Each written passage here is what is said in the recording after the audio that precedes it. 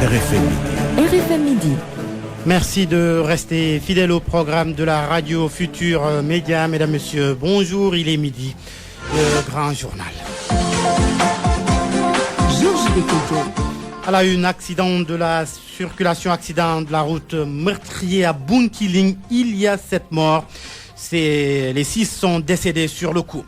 Levée du corps du détenu mort dans la mutinerie de Rebeuss. Pas une seule autorité lors de la cérémonie. La famille de Ibrahim Ambo réclame plus que jamais justice. La grève dans le secteur de la santé. Le SUTSAS s'en lave les mains. Le syndicat se démarque. Le bureau du SUTSAS n'a reçu aucun mandat du comité national exécutif pour participer au mouvement d'humeur. Pas de sucre à Fatick. La pénurie du produit dure depuis 2 semaines. La déclaration du FMI lors de sa 3e revue sur l'instrument de politique économique. C'est aujourd'hui que le ministre de l'économie et des finances a réagi. Pas question, selon Amadouba, de supprimer les exonérations. Cela fait partie de la politique fiscale. L'actualité internationale, ce sera avec vous, Ismaïla Kamara. Bonjour. Bonjour, Georges Béquet. Les titres. Le monde entier. Shimon Peres n'est plus l'ancien premier ministre israélien et décédé des suites d'un accident vasculaire cérébral. Réaction des grands de ce monde dans la page Inter. Témoignage également du diplomate et ancien ministre sénégalais des Affaires étrangères. Pour Seydina Oumar Sy, c'est une grande perte pour la paix. L'actualité internationale, c'est aussi la Guinée. Là-bas, les populations se souviennent des massacres du 28 septembre à Conakry. Bilan, au moins 150 morts. Rendez-vous vers 12h15 Ismaïla pour le développement de tout cela. Les sports, Youssouf Bodian, on avant-goût de ce que vous allez nous proposer. Football Ligue 1 sénégalaise, les clubs sont en plein dans la préparation en perspective de l'ouverture de la saison en octobre. Le champion US Gorée s'est renforcé pour la défense de son titre. Nous ferons le point sur le marché des transferts très animé en Ligue des champions européenne. Atlético Madrid, Bayern Munich ce soir, un remake de la demi-finale de la saison dernière. Nous parlons aussi de Scrabble à Bambey. Merci Youssouf Bodian. La dépénalisation de l'usage du chanvre indien, l'idée défendue par un ancien directeur général de l'administration pénitentiaire, le général Mansour Niang. Pour Fou Malade aussi de Yanamar, entre autres, le ministre de la Justice, pas insensible à la question du fait du surpeuplement des prisons. Alors, faut-il revoir la loi Latif Gueye pour décongestionner les prisons? On en parle d'un point de vue aux alentours de 12h35.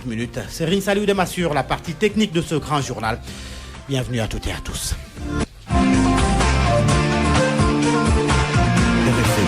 RFM Midi. Georges Béquet. Accident de la route à Bunkiling, le bilan est lourd. 7 personnes tuées lors de cet accident. L'accident donc, il y a eu 7 personnes qui ont succombé lors de cet accident. Les 6 sont décédés sur le coup. Tout cela, les détails plutôt avec Max Euclid Kamfani.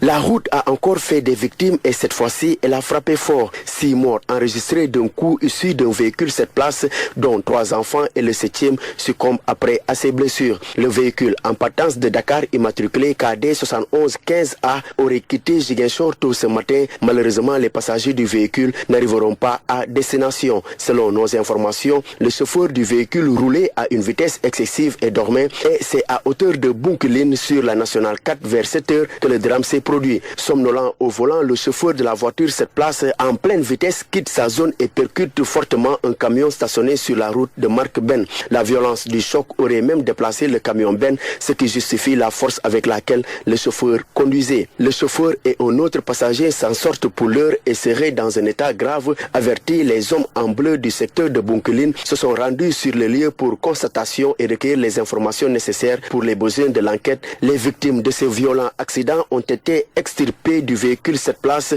dans des conditions très difficiles par les sapeurs-pompiers car la voiture a été très affectée. Un choc encore terrible qui vient s'ajouter à la longue liste des cas d'accidents enregistrés cette année et qui remet sur la table la lancinante question liée à la sécurité routière. Les corps sans vie sont acheminés à la morgue de l'hôpital régional de Sédhiou ainsi que les 2 blessés. Max Euclid Kamfani, Sédhiou, RFM. Un accident qui a fait donc 7 morts, 6 sur le coup, dont 3 enfants. Le 7e a succombé à ses blessures lors de l'évacuation. Les suites de la mutinerie de Rebeuss à 12h05. La famille du détenu tué à la prison est entrée en possession du corps de Ibrahima Mbow. Levé du corps d'ailleurs ce matin à l'hôpital Aristide Le Dantec. Absence remarquée des autorités. La famille réclame justice. Migui Maram Ndiaye. Une forte émotion à la levée du corps du détenu tué dans la mutinerie de Rebeuss. Ibrahima Mbow, plus connu sous le nom de Ibrahima Fall, a été rendu à sa famille. Un groupuscule d'individus munis d'un cercueil avance sous le regard triste de l'assistance. La parole cède la place au mouvement tête, comme pour condamner l'acte du mardi 20 septembre 2016 à la prison de Rebeuss. Du côté des membres de la famille, difficile de revenir sur cet événement malheureux. La lumière sur cette affaire, c'est tout ce que réclame le porte-parole de la famille, les yeux, gagnés par la fatigue, mais aussi et surtout la tristesse. Pour Ngourgui, vraiment, je regrette. Nous ne réclamons que la justice, rien d'autre. Les autorités sachent que Ibrahima Fall était un soutien de famille, un jeune qui avait de l'ambition, qui avait plein d'avenir. Il a été tué. C'est dur là. Ses amis, quant à eux, remettent tout entre les mains du Tout-Puissant. Allah reste le maître de l'univers. Il voit tout, je dis bien tout. Il va nous éclairer. C'est difficile. Les autorités ont brillé par leur absence lors de la levée du corps. Le colonel Daouda Diop annonçait, mais finalement, le directeur de l'administration pénitentiaire ne se présente pas. Le corbillard avance lentement, destination Touba, où va reposer désormais Ibrahima Mbow, qui laisse derrière lui une femme et une fille de 6 mois. RFM, la radio de toute l'actualité. La grève dans le secteur de la santé, c'est sans le SUTSAS, le syndicat des travailleurs de la santé et de l'action sociale, se démarque du mouvement d'humeur. Pour le secrétaire général du SUTSAS, des points de la plateforme revendicative du syndicat ont été satisfaits et puis le comité exécutif national n'a pas donné au bureau de participer à la grève. Le secrétaire général du SUTSAS, Mbalo Diatiam, au téléphone avec Daouda Diouf. Le SUTSAS ne participera pas à cette grève. D'abord, la première raison, c'est que le SUTSAS ne fait pas partie du cadre en question qui est en lutte et par conséquent ne saurait engager ses militants. Ça, c'est la première raison. La deuxième raison, c'est que le comité exécutif national, instance suprême du syndicat, avait décidé d'aller en unité d'action avec les autres après les élections de représentativité des syndicats du secteur de la santé et de l'action sociale. La troisième raison, c'est que si la plateforme des autres n'a pas connu d'avancer depuis 2014 comme on le prétend quelque part, celle du SUTSAS a avancé après plusieurs plans d'action au point de faire intervenir le Parlement du Sénégal en son temps. Vous en avez, disons, souvenance. Et maintenant, la quatrième raison, c'est que le SUTSAS n'appuie pas une lutte qui remet en cause certains de ses accords avec le gouvernement. Donc, ce qui fait en fait que, bien que respectant les autres dans ce qu'ils font, donc nous ne sommes pas en mesure d'aller en grève et d'engager nos troupes, mais on le fera après les élections de représentativité des syndicats du secteur de la santé. Direction Fatick, où une pénurie de sucre est notée depuis près de 2 semaines dans la commune et les autres localités de la région. Selon les commerçants, cette situation est due à l'augmentation du prix du produit par les grossistes établis dans les autres régions. Aminata Goudiabi. Comme tous les matins à Sanfal, le commerçant est submergé par les clients. Debout derrière le comptoir de sa boutique alimentaire, il se désole de la pénurie de sucre qui sévit à Fatick depuis maintenant près de 2 semaines. La situation est ainsi depuis la période de la Tabaski. Le sucre se fait très rare. Les 3 sacs que vous voyez, je les ai achetés à Djurbel à 28 500, le sac de 50 kilos. Difficile. Et si le sucre manque, c'est uniquement parce que son prix a grimpé auprès des grossistes établis dans d'autres régions. Kadjoub est commerçant demi-grossiste au quartier Darussalam de Fatick. Il y a une augmentation du prix. L'État n'a pas permis aux commerçants d'État surtout d'augmenter le prix qui est fixé, c'est-à-dire de vendre le sac à 27 900. Or, actuellement, si vous allez sur le marché, le sac coûte 28 500. Ce qui fait que donc, la plupart des commerçants qui sont ici à Fatick ont peur d'acheter ce sac-là. Le chef du service régional du commerce, quant à lui, donne une autre explication. Babacar Diouf. Au niveau de la ville, on n'a pas de grossistes. Les commerçants au niveau de Fatick, ils achètent auprès d'autres grossistes à Diourbel ou bien aussi à Kaolack. En ce qui concerne le sucre, il y a une fixation du prix et qui diffère entre les régions. Maintenant, les prix auxquels ils achetaient ont changé. La CSS procède actuellement à des importations de sucre, ce qui a fait qu'il y a une augmentation du prix. Et d'après lui, il y a une seule solution pour régler de manière définitive ce problème de pénurie de sucre constaté très souvent à Fatick. C'est qu'il y ait au moins quelqu'un qui puisse avoir un quota au niveau de la CSS, de sorte qu'il puisse avoir le prix au niveau de l'usine. En attendant, les consommateurs de Fatick ne savent plus où donner de la tête. Certains vont même jusqu'à la frontière avec la Gambie pour chercher du sucre. Aminato Goudiaby, Fatick RFM. À 12h11, le ministère des Finances sur la déclaration du FMI lors de sa 3e revue sur l'instrument de soutien à la politique économique. Le Sénégal ne va jamais supprimer les exonérations. Comme tous les pays, cela fait partie de la politique fiscale. En revanche, le Sénégal va tout faire pour que les citoyens payent les impôts. Et à ce sujet, il n'y a pas de 2 poids 2 mesures. Mantouré. Le FMI avait dit, je cite, tout le monde doit payer ses impôts pour financer le développement du pays. Il y a des efforts à faire pour améliorer l'efficacité du système fiscal et ses dépenses. Fin de citation. Le secrétaire général du ministère des Finances, Cheikh Tidiane Diop, tient à repréciser ses propos. Comme toute politique fiscale, l'exonération ne va jamais disparaître. Seulement, le Sénégal s'évertue à équilibrer le paiement des impôts par les contribuables. En d'autres termes, notre pays est en phase avec le FMI. Reste à voir quelle est la procédure pour y arriver. Au sens de la déclaration du FMI, pour ne pas dire qu'on va arriver vers une suppression des exonérations. Ce n'est pas le sens de mon propos. Mais on va travailler naturellement à la rationalisation des mesures de faveur fiscale pour que les secteurs qui doivent en bénéficier continuent à en bénéficier et que pour les secteurs qui ne doivent peut-être pas en bénéficier, qu'on arrive à des mesures de correction, mais tout en maintenant les acquis au nom de la clause de la stabilité fiscale. Seulement, avant que le contribuable accepte de payer ses impôts, il y a un préalable, la confiance. C'est ce qu'il faut restaurer. Je crois qu'une meilleure conscientisation aujourd'hui du citoyen peut l'amener à être plus réceptif au respect du paiement de ses obligations fiscales. La direction des impôts et domaines doit veiller à l'égalité qui implique qu'aucune distinction ne soit faite entre usagers quant à l'accès aux services publics, la continuité dans l'accomplissement des services rendus, l'adaptation nécessaire pour ajuster les technologies aux besoins, l'accessibilité qui fait partie des conditions d'un service tourné vers les usagers, la neutralité, la transparence, la confiance. Pour tout cela, il y a des efforts, beaucoup d'efforts à faire. Propos tenus dans le cadre de l'Assemblée générale du Forum des administrations fiscales ouest-africaines lors de cette 11e réunion. Le Sénégalais Cheikh Tidiane Ba a cédé à son fauteuil à la Libérienne Elfrida Stewart Tamba. Pour moi, RFM, c'est la radio de la réactivité. RFM, partout, tout le temps.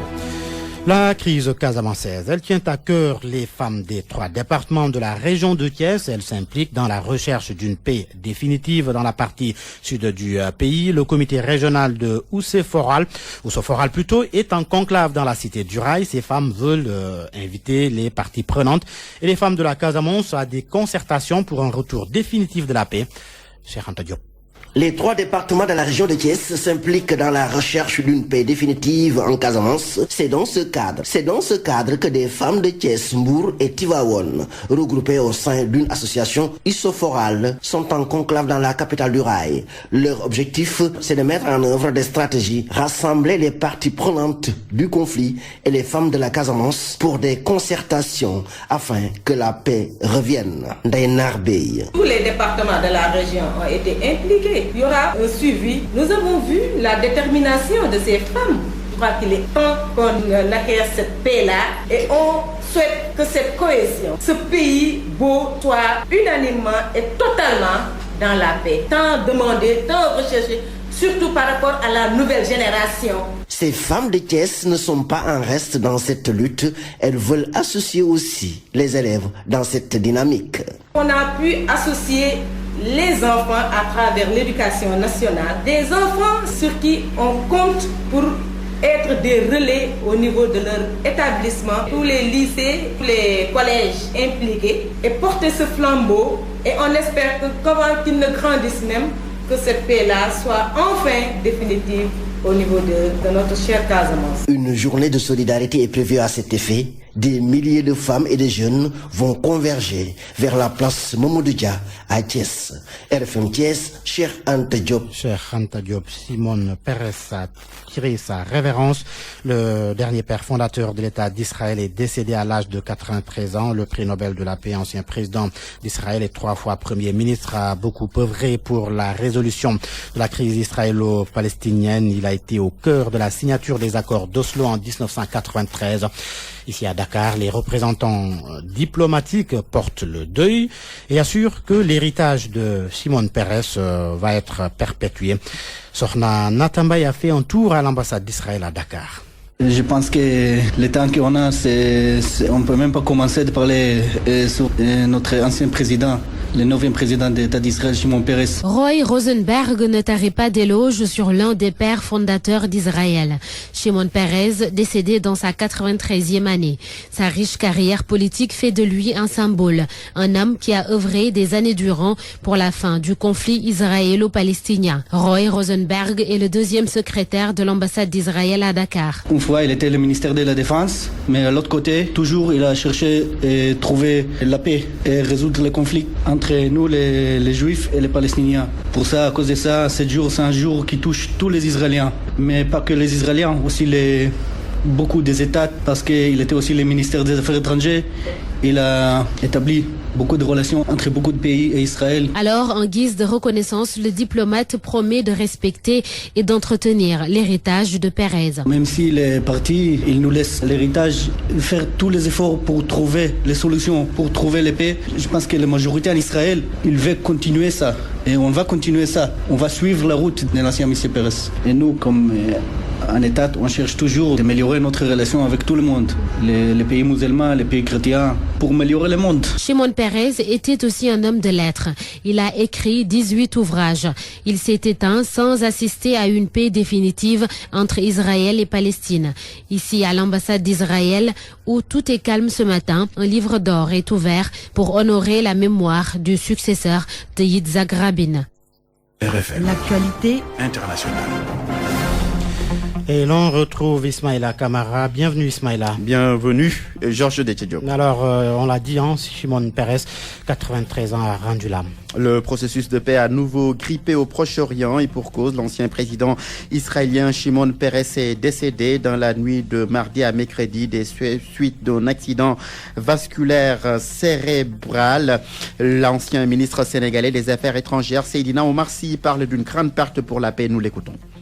C'était un artisan de la paix, contrairement à Netanyahou, un partisan de la guerre. C'est quelqu'un qui a œuvré dans l'intérêt d'Israël et qui a en même temps réalisé que la situation actuelle d'Israël et de la Palestine ne pouvait pas ne pas bouger et qu'il fallait faire bouger les lignes et il y a contribué grandement. C'est donc une grande perte pour la paix, pour moi aussi, pour Israël, parce que c'était une voix qui était écoutée.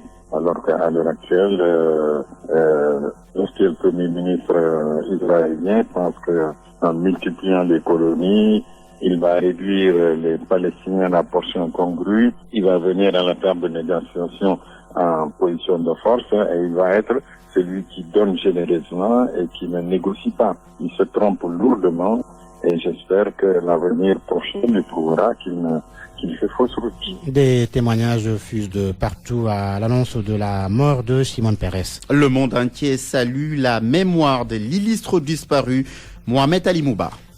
Vous l'avez dit, Ismaïla, avec Shimon Peres, disparaît une figure historique, dernier mohican des pères fondateurs d'Israël et l'un des principaux artisans des accords d'Oslo. Accords d'Oslo, il faut le rappeler, qui ont jeté les bases d'une autonomie palestinienne. C'était dans les années 90. Pour tout cela, dès l'annonce de sa mort, les dirigeants du monde entier ont rendu un hommage mérité à l'ancien président israélien. Mahmoud Abbas, le président de l'autorité palestinienne, voisin de l'État hébreu, parle d'une grande perte pour l'humanité et la région. Barack Obama gouvernement, dans un communiqué, déclare que Simon Peres n'a jamais renoncé à la possibilité de la paix entre les Israéliens et les Palestiniens et bien sûr les voisins d'Israël. Pas même, dit-il, après la nuit tragique où Isaac Rabin a été assassiné à Tel Aviv. C'était en 1995. Bill Clinton, qui, souvenez-vous, a supervisé personnellement les accords d'Oslo, a salué dans un communiqué lui aussi un génie au grand cœur. Avec la disparition de Pérez, Israël perd un de ses hommes d'État les plus illustres, la paix, un de ses plus ardents défenseurs, et la France, un ami fidèle. A réagi François Hollande, le président de la France, dans un communiqué. Nicolas Sarkozy exprime sa profonde tristesse quant à lui. Simon Peres était un homme exceptionnel dont l'intelligence et la sagesse n'avaient d'égal que sa simplicité, sa profonde humanité, a dit de son côté l'ancien président français. Évidemment, l'actuel Premier ministre d'Israël a également réagi. Benjamin Netanyahu a rendu hommage à un visionnaire et un champion. Vladimir Poutine, le président russe, déclare avoir toujours admiré l'homme pour son courage et son sens de la patrie, sa sagesse et sa vision à long terme. Mohamed Talimba, Ismaïla, on se rend au Gabon, le Gabon qui vit dans l'attente de son nouveau gouvernement. Le camp de Jean Ping est formé. Il ne va pas prendre à ce premier gouvernement du deuxième mandat du président Ali Bongo Ondimba. Ce dernier a prêté serment hier à Libreville. Le point avec Yves Antonio Goula. Le professeur Daniel Ona-Ondo, Premier ministre sortant du président Ali Bongo Ondimba, assure en ce moment l'expédition des affaires courantes jusqu'à la formation de nouveaux gouvernements. En fait, c'est une recommandation de l'article 34 de la Constitution gabonaise qui ajoute que les fonctions du gouvernement cessent à l'issue de la prestation de serment du président de la République. L'opinion nationale est donc très attentive à la nomination du nouveau Premier ministre, puisque depuis l'indépendance, la primature est dirigée que par des hommes d'une seule ethnie, les Fans. Tout au long de son premier septennat, Ali Bongo Ondimba a respecté cette règle non écrite, devenue caduque comme le précisent plusieurs personnes. Paul Biogemba, Raymond Dong-Sima et Daniel Ona-Ondo sont les trois premiers ministres du premier septennat d'Ali Bongo Ondimba, tous d'une même ethnie.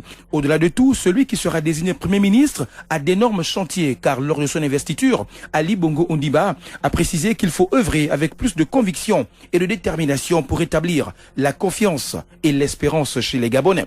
Yves Antonio Goula, Libreville, RFM. Plus proche de nous en Gambie, interdiction de l'importation du bois. C'est une décision du chef de l'État gambien Yaya Jammeh. Un expert sénégalais, lui, reste plutôt sceptique quant à cette décision de l'homme fort de Banjul, Daouda Diouf. C'est hier que le décret est tombé. Le président Yaya Jammeh interdit désormais l'importation de bois en Gambie. Cela après plusieurs années d'accusations du Sénégal. Des accusations selon lesquelles la Gambie tire profit du trafic frontalier illégal. Selon le ministre gambien de l'information, Chérif Bodian, l'interdiction de l'importation de bois dans le pays est en train d'être appliquée. Les forces de sécurité aux frontières ont reçu l'ordre de ne plus laisser passer de bois en Gambie. Il faut dire que les bûcherons du pays de Yaya Jammeh profitent depuis longtemps du peu de surveillance de la frontière de la Casamance pour faire passer du bois de rose sénégalais en Gambie et l'exporter ensuite vers la Chine. Une telle mesure ne rassure pas certains environnementalistes sénégalais qui pensent que si le président Yaya Jammeh a pris une telle mesure, c'est juste pour la période de campagne électorale en attendant de se faire réélire après 22 ans au pouvoir. Merci Daouda Diouf. Cet élément met fin à cette page inter. Georges. Merci Ismaïla Kamara. Parole aux auditeurs. L'actualité, qu'en pensez-vous? Moi, je pense que vous devez. Réagissez dans nos éditions d'information sur l'actualité. Bonjour. Oui, bienvenue sur cette antenne de RFM. Du lundi au vendredi, vous avez la parole sur RFM. La dépénalisation de l'usage du chanvre indien, l'idée est défendue par un ancien directeur général de l'administration pénitentiaire, le général Mansour Niang, par Foumala de Yanamar aussi. Le ministre de la Justice, pas insensible à la question du fait du surpeuplement des prisons. Alors faut-il revoir la loi Latif Gueye pour désengorger les prisons, pour décongestionner donc les prisons? On en parle d'un point de vue aux alentours de midi 35 minutes. RFM Sport.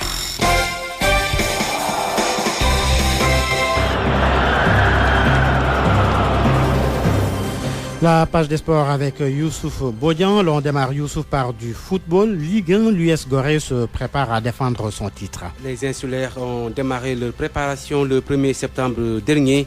Le groupe qui a enregistré l'arrivée de nouveaux joueurs est actuellement en stage à Toubab Dialaw, où nous avons joint le directeur technique de l'US Gorée. Il s'appelle Bassoir Djabi. On a déjà commencé par une semaine à la plage. Ensuite, on a fait une autre semaine un regroupement externe à Dakar. Et là, on est en regroupement interne pour 8 jours à Touabdialaw. Bon, on n'a pas un groupe, définitivement pris un groupe, mais là, on est en train de travailler sur l'effectif. Il y a une dizaine de joueurs qui sont là, qui sont nouveaux. Donc, on est en train de voir et comparer pour prendre un groupe à la fin.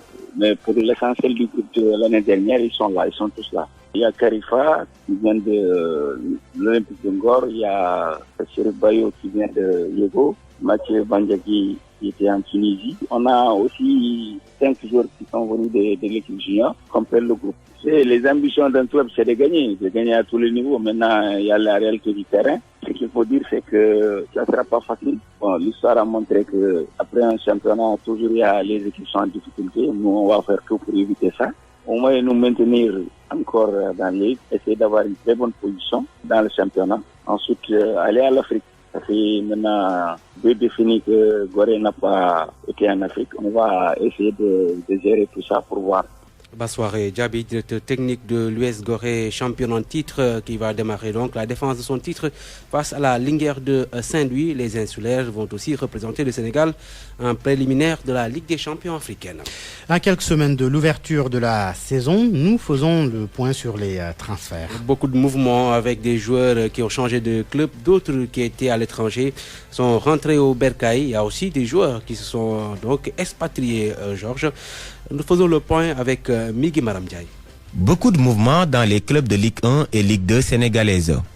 Du côté de Niary Tally Grand Dakar Biscuiterie, on note l'arrivée du gardien de but de Ngor, Mam Antougueye, du latéral Moussa Sameke, ancien de Yego, de Alfred Ba qui quitte Sunayor, de Hassan Touré, Vieux Fati et Oumar Goudjabi qui arrêtent l'aventure avec le port autonome de Dakar. Le club du président Djibril Ouad accueille aussi dans ses rangs un ancien attaquant du Casa Sport, Ismaël Mariko. Mais il perd 2 éléments clés, Abdoulaye Ba et Talla Ndiaye. Sur la liste des éléments libérés par le club figure Ablaye Seck, l'ancien capitaine du club de Niary Tally. Teungueth FC maintenant, le promu vient avec beaucoup d'ambition. Pour renforcer son effectif, Moustapha Seck a fait recruter Sunday Dominique Abba, le vice-capitaine et milieu de terrain du Guédiawaye Football Club, de David Maxime Diatta, du gardien de but Baye Koundoul, de l'ancien international Djibril Sidibé, mais aussi de l'ancien homme fort de Niary Tally Abdoulaye Ba. Pendant ce temps, le Djambar de Sali se sépare de Khassim Soumaré. Cet ancien du club ne fait plus partie des plans du technicien Boubacar Gadiaga. Ousseynou Thioune et Salim Ndaw, les 2 milieux de terrain défensifs, ont aussi quitté le navire. Du côté des arrivées, Saher Seck a recruté Babacar Diop, l'ancien défenseur central de l'AS Douane.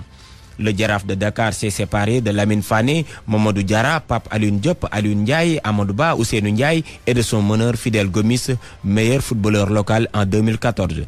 Pour se renforcer, Malik Daf compte sur l'attaquant Raoul Mendy, Babacar Badji, Pape Malik Kandji, pour ne citer que cela. Le Guédiawaye Football Club a connu pas mal de départs. Mohamedou Dieng et Mam Cheikh Sambou dit Fabregas, destination Douane. William Silva, Xavier Mendy, Dominique Sendey Abba, entre autres. Il cède la place à Moses Wade, Sega Sissoko, Malik Maxignan, Tierno Tchoubou Aronsen et Ibou Koli. Nous allons finir avec le Casa Sport qui perd son capitaine Dominique Mendy, Faustin Senghor, Amadou Boiro et Mohamed Touré. Migui Maramdiaye, notez que Sadio Mané est élu meilleur joueur de la Première Ligue du mois de septembre par les supporters anglais. C'est suite à un sondage réalisé par le réputé journal Sky Sport sur 78 000 votants. L'attaquant de Liverpool arrive devant avec 49% des voix. L'international sénégalais est suivi de Kevin De Bruyne de Manchester City qui obtient 31% des voix. En Europe, suite de la 2e journée de la Ligue des Champions. Très attendu ce soir, le choc entre le vice-champion l'Atlético Madrid et le Bayern Munich. Les 2 clubs s'étaient rencontrés la saison dernière en demi-finale. Les Colchoneros avaient éliminé les Bavarois qui ont nouveau coach Carlo Ancelotti. L'FC Barcelone se déplace sur la pelouse du Borussia Mönchengladbach. Arsenal FC Bâle, Ludogorets, Paris Saint-Germain, Naples, Benfica, Celtic Glasgow, Manchester City, des matchs prévus ce soir à 18h45. L'on parle Scrabble maintenant. Bambey veut relancer la discipline dans le département. Pour ce faire, les différents acteurs misent sur la formation. L'objectif à l'avenir, gagner des médailles pour Bambey, nous dit Babacar Diouf. Des joueurs de Scrabble, le département de Bombay en compte beaucoup, mais jamais ils n'ont été présentés à des compétitions nationales ou internationales. Cela à cause d'un manque de matériel adéquat. Elhaj Omar Traoré, vice-président du district de Scrabble de Bombay. À Bombay, c'est le problème qui nous hante parce qu'on a des difficultés pour trouver des moyens matériels pour explorer du moins les potentialités qui sont à Bombay. Non, d'endroits, dans les maisons. Dans les maisons, souvent, on se réunit pour jouer le Scrabble. À son agenda, le chef du service départemental des sports veille au développement de cette discipline. Marie Diallo Mbaye. Il sait qu'en tant qu'enseignant, aujourd'hui, initier les élèves et les jeunes à ce jeu, à cette pratique sportive, c'est aussi les aider à développer le goût de la lecture. Donc je profite de l'occasion pour encourager tous les jeunes et les élèves du département de Bombay. Et j'invite également à toutes les communes de venir adhérer à cette structure départementale. À travers une journée d'initiation et de renforcement des capacités des acteurs, les pratiquants ont exposé toutes leurs difficultés liées à la pratique du sport, non sans s'engager à apporter des médailles pour le département. Bombay, RFM, Babacar Diouf. C'est fini, Georges. Merci Youssouf Bodian. RFM, la presse du jour. L'affaire de Mohamed Alimba, bonjour. Bonjour. À la une, Ibrahima Fall inhumé ce mercredi à Touba. Dans quelques heures, ce fausse note Ibrahima Mbou, alias Ibrahima Fall, sera porté en terre à Touba où il reposera désormais pour l'éternité. La levée du corps est prévue ce matin, note Walfatri, à l'hôpital de Dantec, là où l'autopsie de son corps a été pratiquée. Hier, relève le journal, la famille du défunt a pu entrer en possession du certificat de genre de mort ainsi que le permis d'inhumer. C'est à Touba qu'Ibrahima Mbou ira rejoindre sa dernière demeure, note pour sa part l'Observateur. Tel a été son souhait de son vivant, a rappelé la famille. Elle compte se plier à cette volonté. Mais avant le fameux départ, constate le confrère, les mandataires de la famille éplorés ont d'abord été reçus à la division des investigations criminelles, pilotant l'enquête avant de voir le procureur de la République.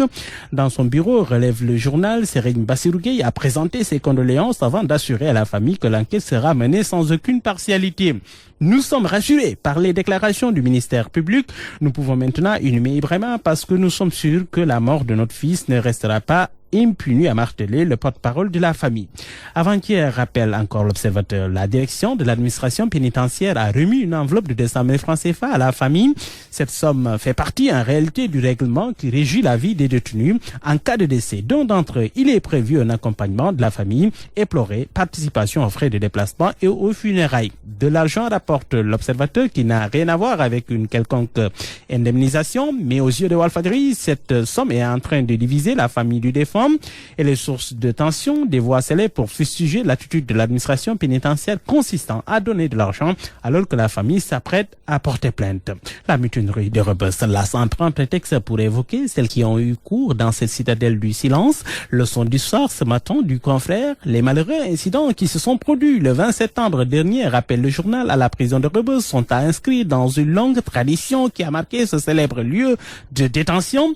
En 1971, 1996 et 2016, Rebeuss a connu des mutineries qui ont toutes découlé de la promiscuité et des problèmes de surpopulation carcérale. Pour désengorger les prisons, justement, Maître Mamadou Seck préconise le cautionnement. Cet avocat à la cour, à qui le témoin ouvre ses colonnes, assure que le système judiciaire sénégalais devrait s'inspirer de celui en vigueur dans le monde anglo-saxon en instaurant le système du cautionnement. Il préconise aussi l'augmentation des cabinets d'instruction, l'assistance judiciaire entre autres.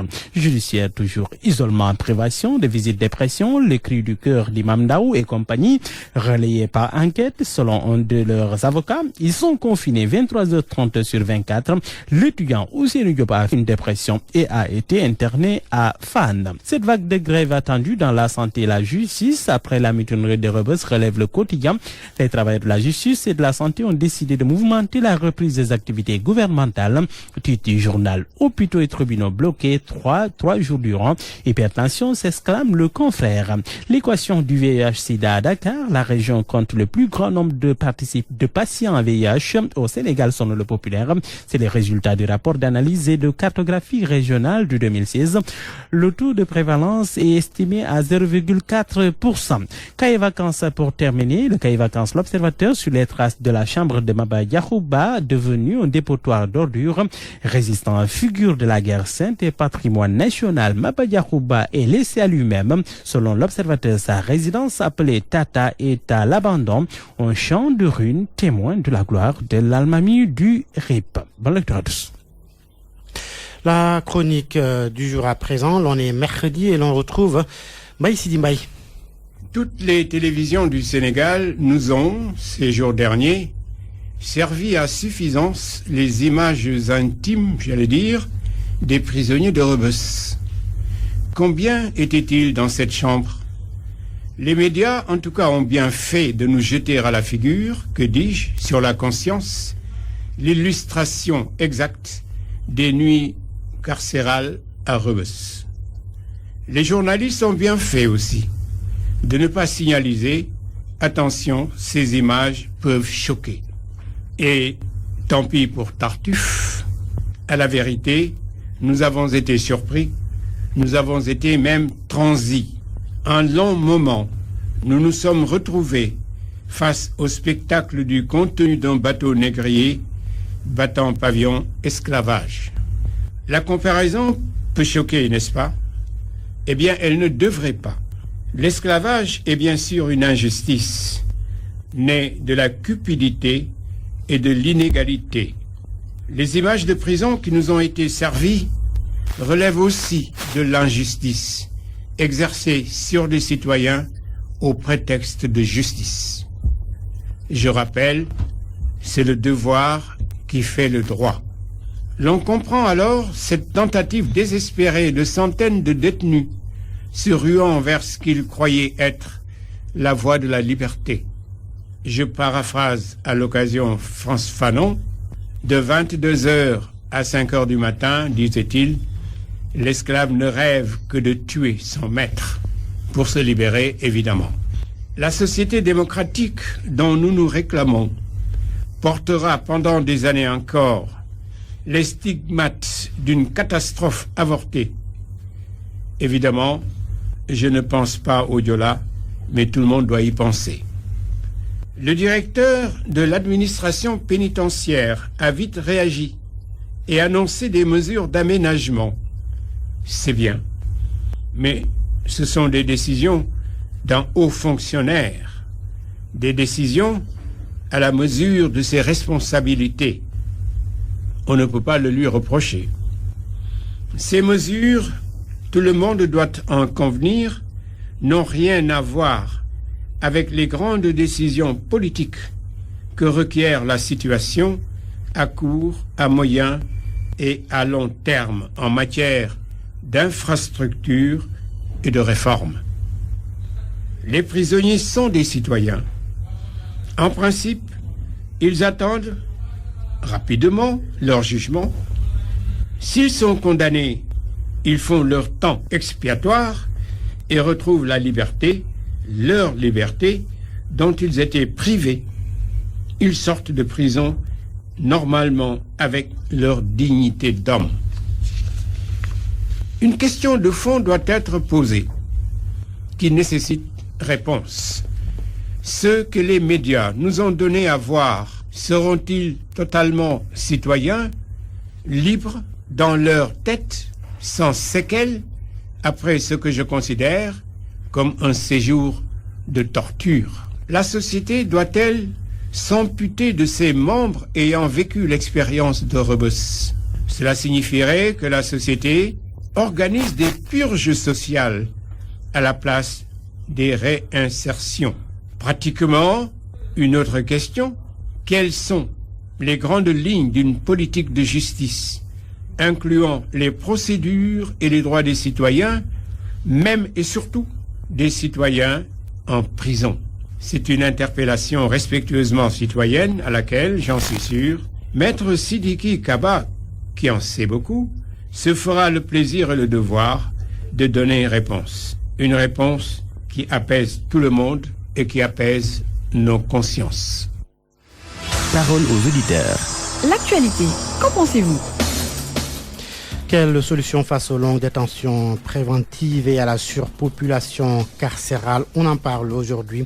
Certains agitent l'idée d'une dépénalisation de l'usage du chanvre indien, certains dont l'ancien directeur général de l'administration pénitentiaire et le rappeur Fou Malade, le ministre de la Justice, pas insensible à la question.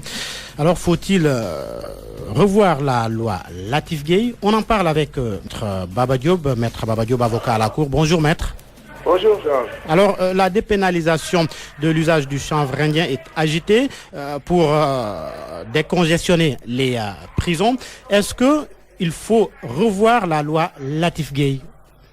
Oui, je pense que c'est déjà un vieux débat parce qu'il y a déjà un certain nombre d'années où on avait déjà agité cette idée, c'est-à-dire au niveau de la magistrature, mais également au niveau du barreau. On avait toujours dit qu'il était temps de revoir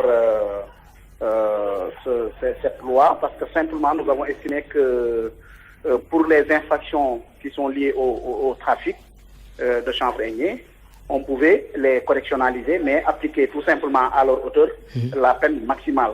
Alors, cela aurait peut-être l'avantage d'éviter les longues détentions préventives. Donc cela, je pense que depuis un certain temps, nous le disons. Mais par contre, par rapport à la dépénalisation de l'usage du chanvre indien, là, je ne pense pas que ce serait une bonne idée pour notre pays. Je pense qu'en l'état actuel de notre législation, on pourrait peut-être penser à faire de ce délit une contravention et sanctionner l'infraction simplement par une peine d'amende et non pas par une peine d'emprisonnement. Mais dépénaliser carrément le délit d'usage de chanvre indien, je pense que cela serait catastrophique pour le pays. Alors, mais comment allier les deux? Faire de sorte que, voilà, qu'on revoie cette loi Latif Gueye tout en luttant contre le trafic de drogue? Oui, c'est aussi simple. Parce qu'il n'y a pas il ne peut pas y avoir de trafiquants sans usagers. Pour moi, tout ce qu'il faut changer, c'est la procédure de poursuite.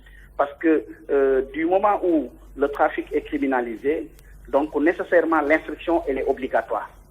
Et souvent, c'est cette instruction qui prend du temps. C'est ce qui explique les longues détentions. Vous verrez aujourd'hui dans les séances de chambre criminelle, 80% du rôle est constitué de dossiers de trafic.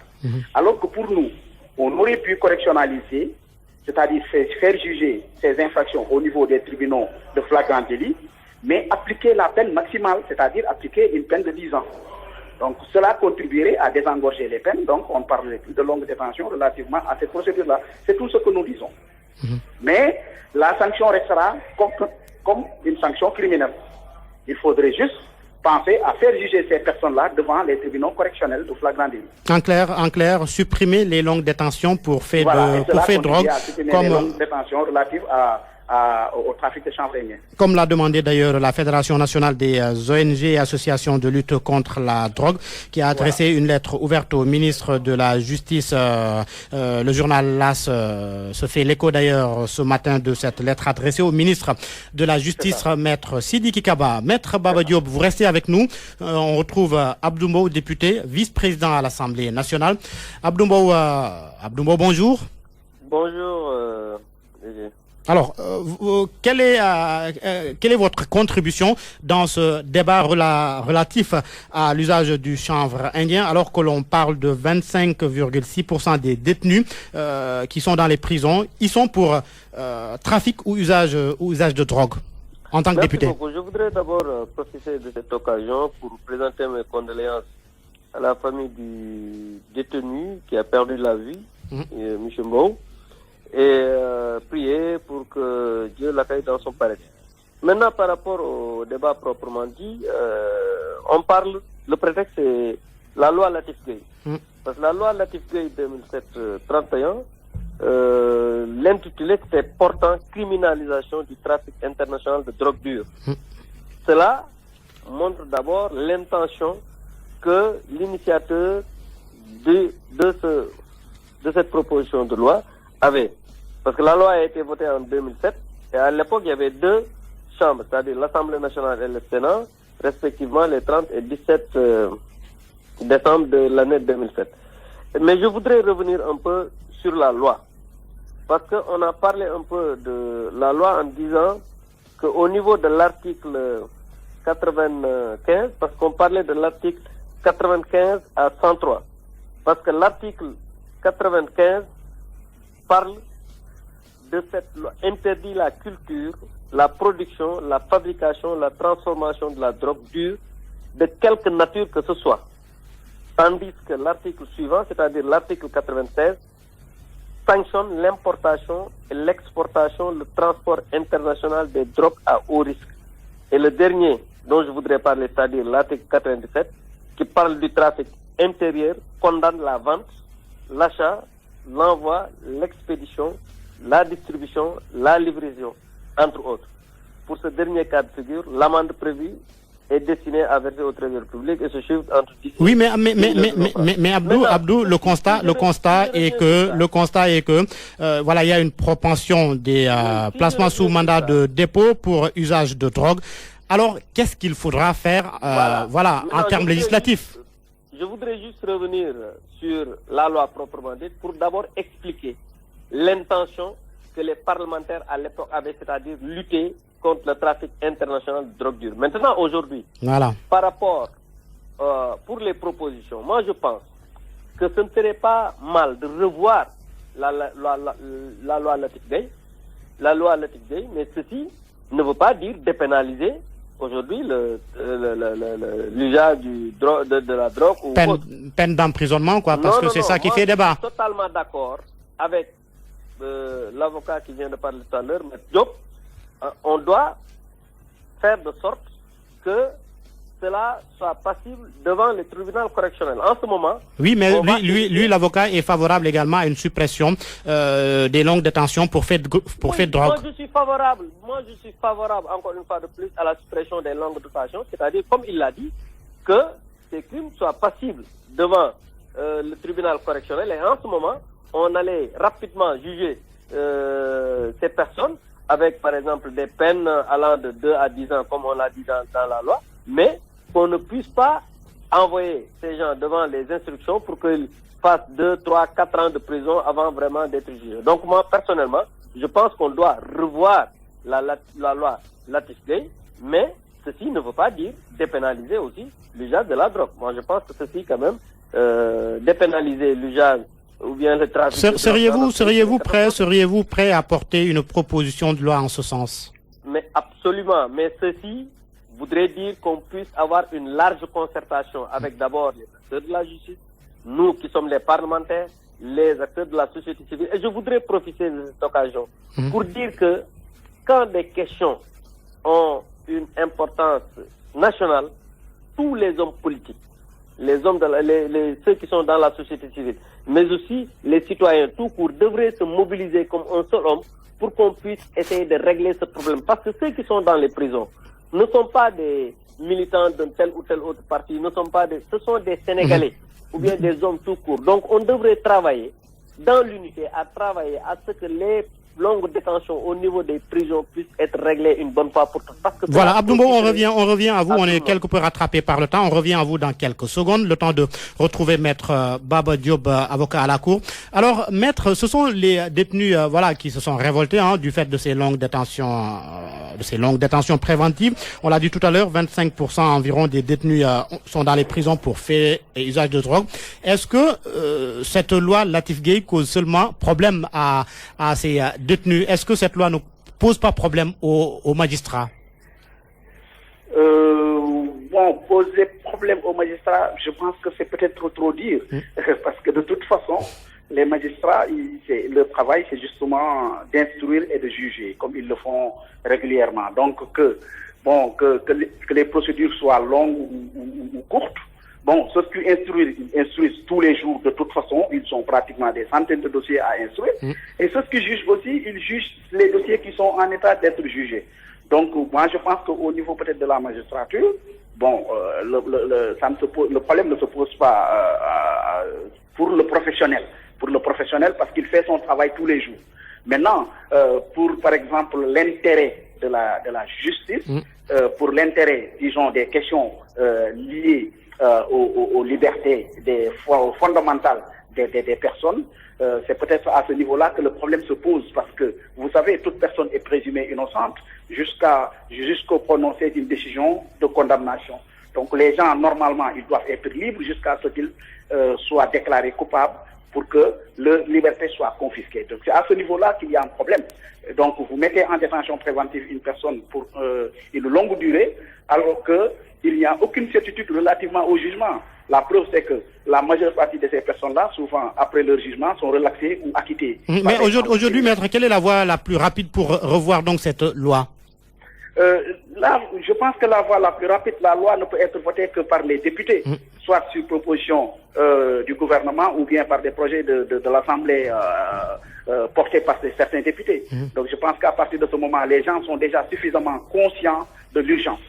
Tout le monde est conscient de l'urgence qu'il faudrait faire quelque chose. Je pense que la première mesure aujourd'hui, il y a déjà une réforme qui était là, c'est-à-dire la réforme qui avait créé les chambres criminelles. Maintenant, c'est l'application de cette réforme qui pose problème. C'est-à-dire que les chambres criminelles ne siègent pas aussi régulièrement que nous l'aurions souhaité. C'est-à-dire que faire juger le maximum de dossiers.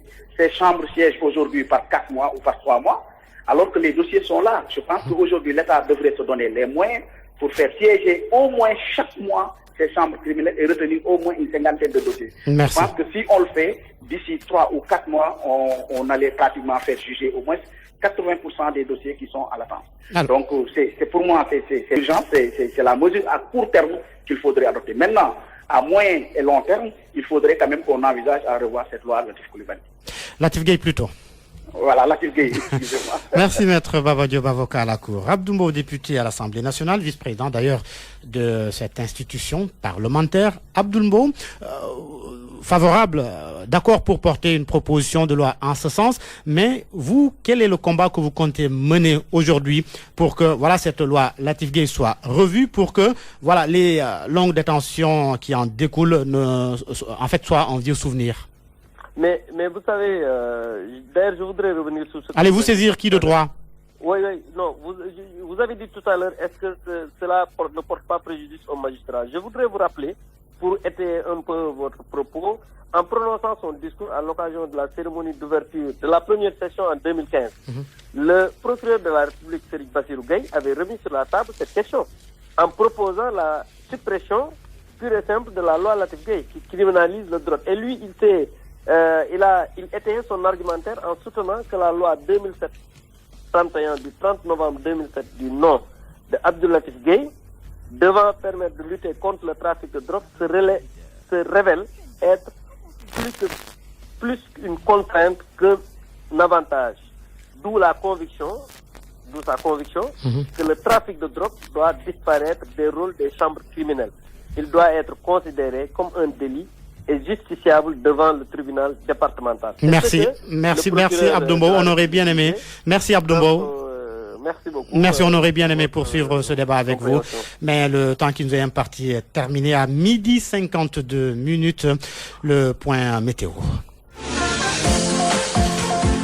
Au cours de cet après-midi, allant à la matinée du jeudi, les localités sud du pays, du centre-ouest, Kaffrine, Kaolack, Mbour, Fatick et probablement Dakar et Thiès, et nord comme Podor, Saint-Louis seront sujettes à des pluies pouvant être accompagnées d'orages. Une légère baisse des températures sera notée sur le pays avec des maxi de température variant entre 30 à Dakar et 36 degrés. À Podor, les visibilités seront généralement bonnes. Les vents dominants d'intensité faible à modérée seront de secteur sud à sud-ouest sur le pays. C'est la fin de ce grand journal. Le rappel de l'essentiel de l'actualité. Accident de la route, accident meurtrier à Bunkiling, il y a eu 7 morts, les 6 sont décédés sur le coup, 7 morts donc, dont 3 enfants. Levée du corps du détenu mort dans la mutinerie de Rebeuss, pas une seule autorité lors de la cérémonie. La famille de Ibrahima Mbow réclame plus que jamais justice. Merci à Serine Saloudem qui a assuré la partie technique de cette édition. Merci à vous également de nous avoir suivis. Excellente suite des programmes sur RFM. 13h, le grand journal en Wolof, Barthélémy Ngom. Tout de suite, Dialga Tribal. Dialga Tribal. Dialga Tribal. Dialga Tribal. Dialga Tribal. Dialga Tribal.